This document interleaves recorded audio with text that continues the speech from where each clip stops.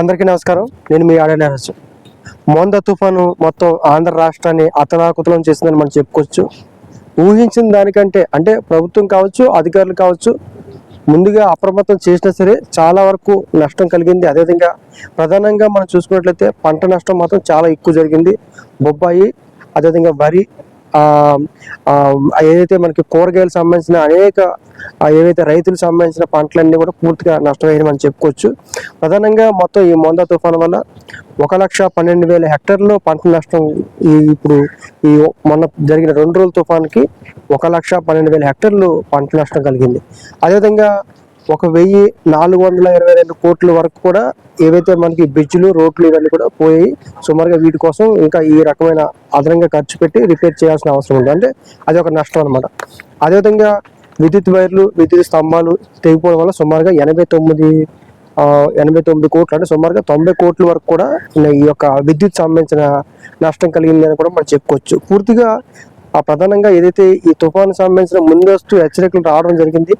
ముందస్తు హెచ్చరికలు రావడంతో ఎటువంటి అంటే పెద్ద పెద్ద సమస్యలు అంటే ప్రాణ నష్టం పెద్దగా లేకపోయినా సరే ఈసారి మాత్రం చాలా పంట నష్టం కలిగింది. అదేవిధంగా సహజంగా సమాజంలో ఉన్న వాళ్ళు కూడా ఈ తుఫాను ఇంత ప్రభావం చూపిస్తుందని చెప్పి ఎవరు అనుకోలేదు.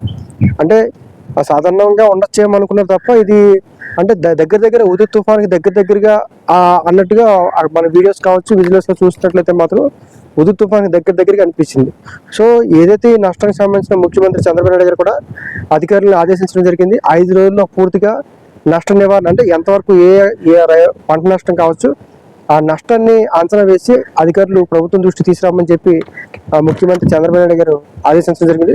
కాబట్టి పూర్తిగా ఒక 5 రోజుల్లో మాత్రం పూర్తిగా ఎక్కడ ఏ నష్టపోయింది అనేది, ఎంత నష్టం కలిగినది ప్రభుత్వానికి నివేదిక అందిస్తారు.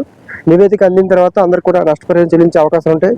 అదేవిధంగా ఇలాంటి సమయంలో కూడా కేంద్రం పెద్ద ఎత్తున సాయం చేయడానికి ఆలోచించాల్సిన అవసరం ఉంటుంది. ఎందుకంటే అన్ని అంశాలని జాతీయ విపత్తుగా చూపించడానికి అవకాశం ఉండొచ్చు, ఉండకపోవచ్చు. కానీ ఇది జాతీయ విపత్తు కాదా అనే అంశం పక్కన పెడితే పంట నష్టం కావచ్చు, రైతులు కావచ్చు చాలా తీవ్రంగా నష్టపోయారు. కాబట్టి ఖచ్చితంగా కేంద్ర ప్రభుత్వం కూడా సహకారం అందించాలని, రాష్ట్ర ప్రభుత్వానికి సహకరించాలని, అదేవిధంగా రాష్ట్రంలో ఉన్న ఈ అంశాన్ని కేవలం పొలిటికల్గా కాకుండా ఈ యొక్క నష్ట నివారణ చర్యకు ప్రభుత్వాన్ని సహకరించి, అదేవిధంగా ఈ ప్రభుత్వానికి కేంద్రం సహకరించి ఈ యొక్క సమస్య మళ్ళీ సాధారణ పరిస్థితికి వచ్చేలాగా అందరూ సహకరిస్తారని చెప్పి నేను ఆశిస్తున్నాను. అదేవిధంగా ఏదైతే పంట నష్టం కూడా అధికారులు వేగంగా తొందరగా ప్రభుత్వాన్ని నివేదిక ఇచ్చినట్లయితే మాత్రం వాళ్ళకి ఎవరైతే నష్టపోయిన వాళ్ళకి సహాయం అందే అవకాశాలు ఉంటాయి. Thank you.